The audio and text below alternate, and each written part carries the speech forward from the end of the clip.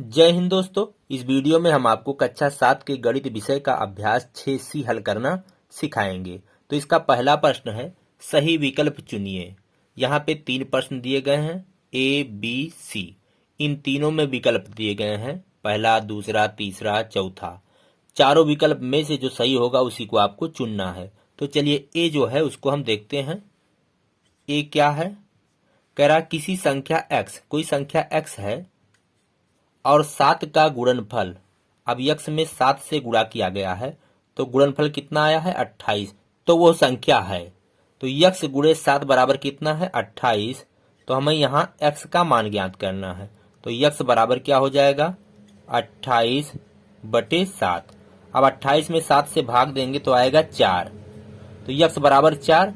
अब यहाँ देखिए विकल्प में देखिए पहला, दूसरा, तीसरा, चौथा, इसमें 4 कहीं दिख रहा है? यहाँ पे देखिए ये -4 है, ये +4 है और यहाँ उत्तर क्या आया है +4। तो ये तीसरा विकल्प सही है। अब आइए बी, ये देखते हैं। बी में क्या कह रहा है, किसी संख्या x में, कोई संख्या है x, इसमें 5 से भाग देने पर भागफल 7 आता है तो वह संख्या है। भागफल कितना आया 7। x में 5 से भाग देने पर भागफल 7 आया तो यहाँ x का मान निकालना है। इसका बटा 1 करिए, कैसे गुणा करेंगे तो x गुणे 1 बराबर x, बराबर के इधर 5 गुणे 7 तो हो जाएगा 35। अब 35 कहाँ है विकल्प में आप ढूंढिए। पहला 5 है, दूसरा 2 है, तीसरा 35 है, तो ये तीसरा वाला सही है। अब आइए सी, इसको हल करते हैं। तो सी में क्या कह रहा है, यदि एक विषम संख्या 2x + 1 है तो दूसरी क्रमागत विषम संख्या होगी। चलिए यहाँ पे हम पहले कुछ समझ लेते हैं। कोई संख्या है, मान लेते हैं 2, तो अगली जो संख्या होगी यानी क्रमागत जो संख्या होगी क्या होगी 3 होगी। अब मान लेते हैं कोई संख्या x है तो क्रमागत जो अगली संख्या होगी क्या होगी x + 1 होगी। x + 1 देखिए 2 थी तो 2 के बाद अगली जो क्रमागत संख्या आई 2 + 1 आई, 3 आई। अगर कोई संख्या x है तो क्रमागत जो संख्या होगी वो x + 1 होगी। तो क्रमागत संख्या में हम 1 जोड़ते हैं। लेकिन यहाँ अगर सम और विषम की बात कर ले, जैसे मान लेते हैं कोई विषम संख्या 5 है तो अगली जो विषम संख्या होगी क्रमागत वो कौन सी होगी? 6 तो विषम संख्या है नहीं, 7 है। 5 के बाद जो विषम संख्या आती है वो 7 आती है। या मान लेते हैं कोई सम संख्या है 4 है तो उसके बाद की जो संख्या होगी सम संख्या वो होगी 6। तो सम और विषम संख्याओं में 2 का अंतर होता है। देखिए 5 के बाद अगली क्रमागत विषम संख्या 7 है और 4 के बाद अगली जो सम संख्या है क्रमागत सम संख्या है वो 6 है, तो 2 का अंतर होता है। तो मान लेते हैं कोई संख्या x है, कोई विषम संख्या हो या सम संख्या हो, अगर x है तो उसकी जो क्रमागत विषम संख्या होगी वो क्या होगी x + 2 होगी, यानी 2 इसमें जोड़ना पड़ता है।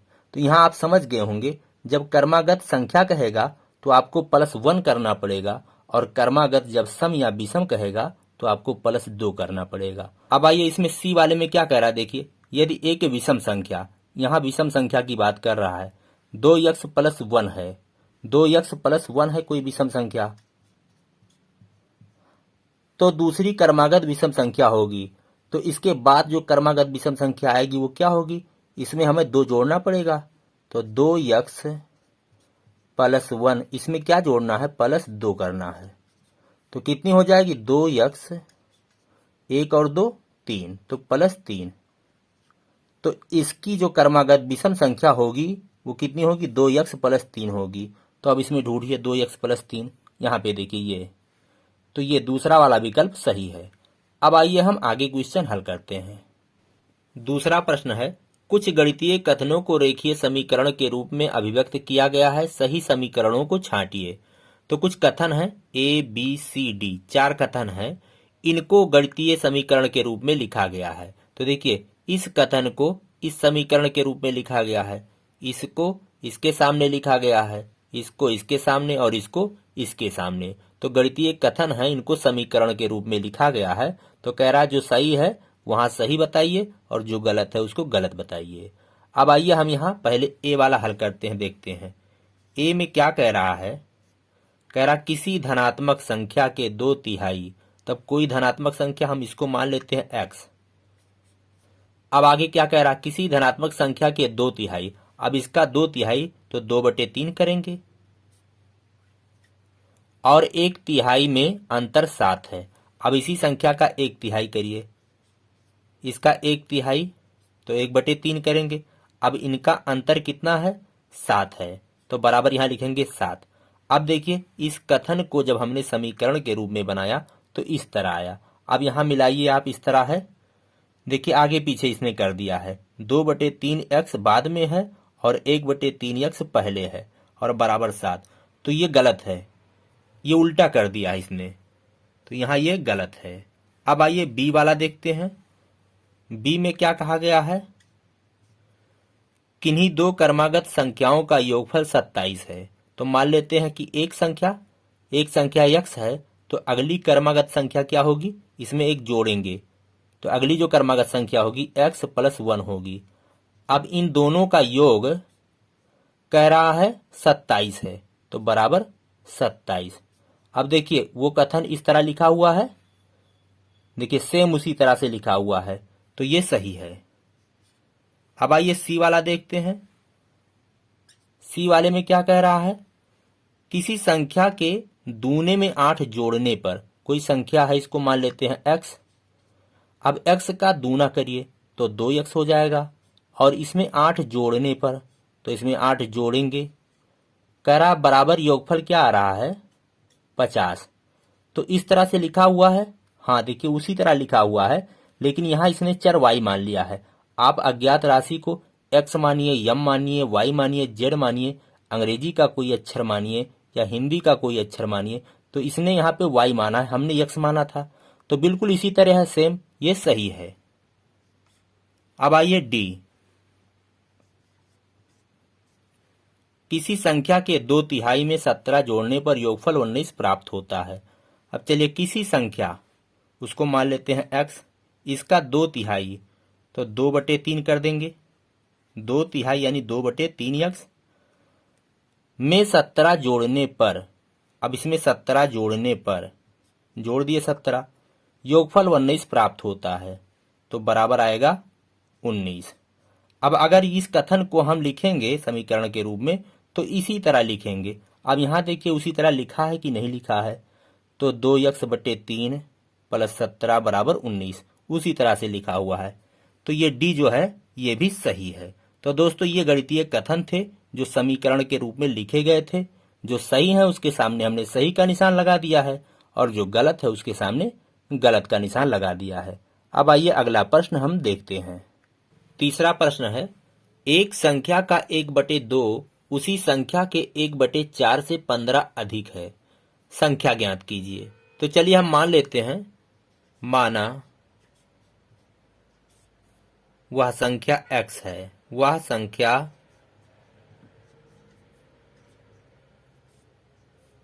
बराबर x।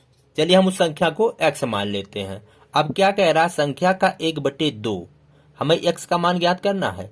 संख्या का 1/2 तो x का 1/2 का मतलब होता है गुणा 1/2 कितना है, इसके 1/4 से 15 अधिक है, तो इसका 1/4 क्या होगा, x का 1/4 से 15 अधिक है, ये इससे 15 ज्यादा है, तो इसमें अगर हम 15 जोड़ दें तो ये और ये पूरा बराबर हो जाएगा। अब यहां हम बराबर का चिन्ह लगा सकते हैं, तो हमने ऐसा क्यों किया, प्रश्नानुसार यहां लिखा हुआ है प्रश्न में, तो यहां लिख दें प्रश्नानुसार। अब यहां हल करेंगे, x गुणे 1/2 तो x/2 हो गया, बराबर x गुणे 1 तो हो गया x/4 + 15। अब ये चर पद है, इसको इधर ले आएंगे तो x/2 और ये इधर आएगा तो -x/4 हो जाएगा, बराबर के उधर 15। अब यहाँ हर का लासा लेंगे तो आएगा 4, इससे इसमें भाग करेंगे तो आया 2, 2 का गुणा x में तो 2x, माइनस 4 से 4 में भाग करेंगे 1 आएगा, 1 का गुणा इसमें करेंगे तो 1 ही x, यहाँ लिखेंगे x, बराबर इधर 15। 2x में से 1 x गया तो सिर्फ एक यक्स बचेगा, बटे 4 बराबर इधर 15। इसका बटा 1 कर लें।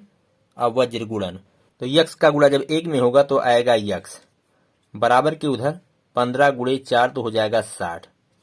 तो यक्स बराबर आया 60। अतः यहाँ पे लिख दें, अतः वह संख्या 60 है। आपका उत्तर आया 60। अब आइए अगला क्वेश्चन हल करते हैं। चौथा प्रश्न है, एक संख्या 7 से 4 बड़ी है, वह संख्या बताइए। तो चलिए मानते हैं वह संख्या x है। माना वह संख्या बराबर है x। अब प्रश्नानुसार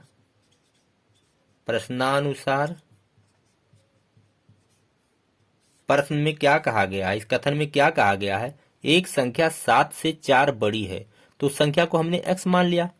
अब x कह रहा 7 से 4 बड़ी है, तो 7 से 4 बड़ी है, तो ये इससे 4 बड़ी है, तो इसमें अगर हम 4 जोड़ दें तो ये दोनों बराबर हो जाएंगे। अरे ये वाली संख्या इससे 4 बड़ी है, तो अगर इसमें हम 4 जोड़ दें तो दोनों बराबर हो जाएंगे। तो x बराबर क्या हो जाएगा, x बराबर इधर 7 और 4 11।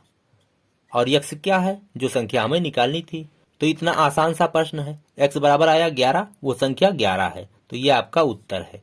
अब आइए अगला क्वेश्चन। पांचवा प्रश्न है, एक कक्षा में 45 विद्यार्थी हैं, यदि छात्रों की संख्या छात्राओं की 2/3 हो तो छात्राओं की संख्या बताइए। हमें यहाँ छात्राओं की संख्या निकालना है।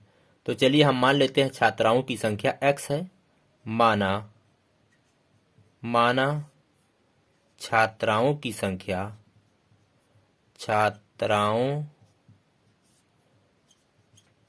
संख्या वो बराबर है x। हमें इसे निकालना है, x का जो मान आएगा वही उत्तर होगा। अब यहाँ देखिए प्रश्न से छात्रों की संख्या छात्राओं की 2/3 है, तो छात्रों की संख्या हम यहां से निकालेंगे। छात्रों की संख्या बराबर है छात्राओं की संख्या का 2/3। तो छात्राओं की संख्या x है, इसका 2/3, तो का मतलब होता है गुणा 2/3। तो हो जाएगा 2 का गुणा x में होगा तो हो जाएगा 2x/3। तो विद्यालय में कुल कितने छात्र हैं, 2x/3, और छात्राएं कितनी हैं, x। अब कुल विद्यार्थी यहां प्रश्न में दिया गया है, प्रश्न से कुल विद्यार्थी की संख्या, कुल विद्यार्थी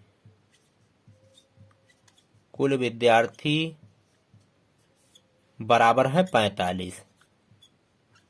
अब कुल विद्यार्थी में छात्र और छात्राएं दोनों सम्मिलित हैं, तो छात्रों की संख्या कितनी है, 2x/3 प्लस छात्राओं की संख्या x हमने माना था बराबर के इधर 45। तो हम कुल विद्यार्थी की जगह पर छात्रों की संख्या प्लस छात्राओं की संख्या लिख सकते हैं।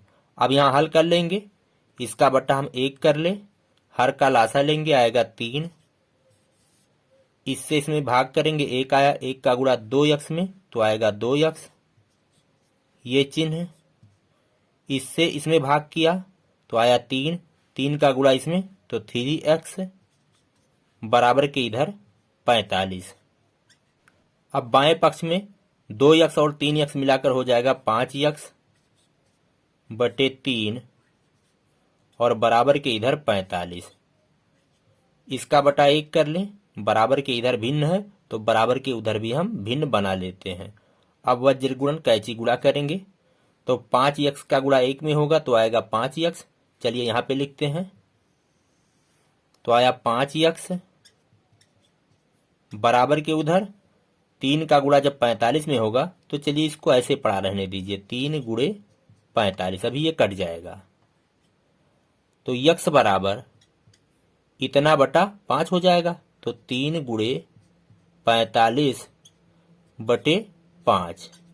अब ये देखिए कट गया, 5 इक्के 5, 5 नवैया 45, तो कितना आया 3 गुणे 9, यही बचा 3 नवैया 27, तो यक्स बराबर आया 27। अतः छात्राओं की संख्या कितनी है, छात्राओं की संख्या बराबर 27। तो यही 27 आपका उत्तर है।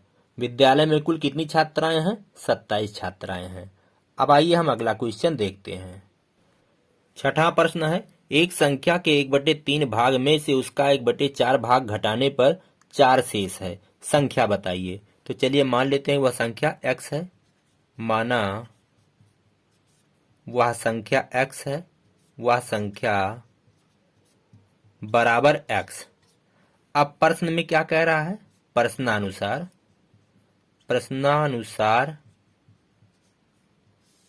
कह रहा किसी संख्या के 1/3 भाग में से, तो इस संख्या का 1/3 भाग यक्स गुणे 1/3, तो यक्स बटे 3 भाग। अब कह रहा है यक्स के 1/3 भाग में से उसका 1/4 भाग, तो यक्स का 1/4 भाग यक्स गुणे 1/4, यक्स का 1/4 भाग कितना होगा, यक्स गुणे 1/4। कह रहा घटाने पर 4 शेष है। अब इसमें से ये घटाने पर, यहाँ घटाव का चिन्ह लाएंगे तो कितना आता है 4, तो बराबर यहाँ लिखेंगे 4।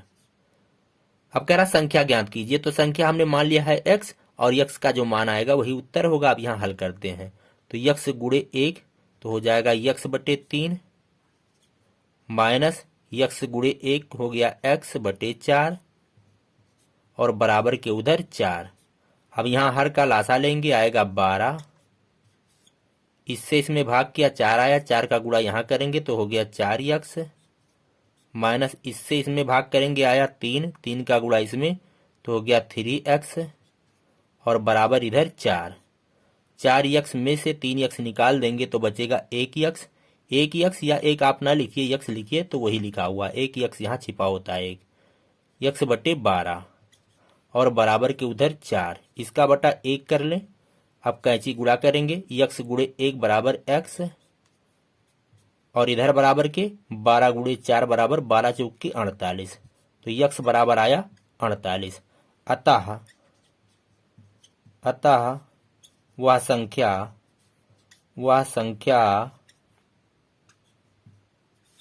48 है। तो ये आपका 48 उत्तर है। अब आइए अगला क्वेश्चन देखते हैं। 7वां प्रश्न है, आदर्श, डेविड और हमीद का कुल भार 44 केजी है, 44 किलोग्राम है इन तीनों का कुल भार। यदि डेविड का भार आदर्श के भार से 1.3 केजी अधिक एवं हमीद के भार से 2.1 केजी अधिक हो तो तीनों का अलग अलग भार ज्ञात कीजिए। तो आदर्श, डेविड और हमीद का कुल भार 44 किलोग्राम है और यहाँ कह रहा है डेविड का भार आदर्श और हमीद से अधिक है। अब आदर्श से 1.3 किलोग्राम अधिक है और हमीद से 2.1 किलोग्राम अधिक है। हमें तीनों का अलग अलग भार ज्ञात करना है, तो यहाँ हम डेविड के भार को मान लेते हैं। चलिए मानेंगे, माना डेविड का भार बराबर x केजी। यहाँ हमने डेविड का भार x माना है, हम यहाँ हमीद और आदर्श का भार भी मान सकते थे, लेकिन हमने यहाँ डेविड का भार x क्यों माना है, क्योंकि डेविड का भार आदर्श और हमीद दोनों के भार से अधिक है। तो यहाँ हमें प्रश्न को हल करने में सुविधा मिलेगी, आदर्श और हमीद दोनों का भार निकाल लेंगे। तो आदर्श का भार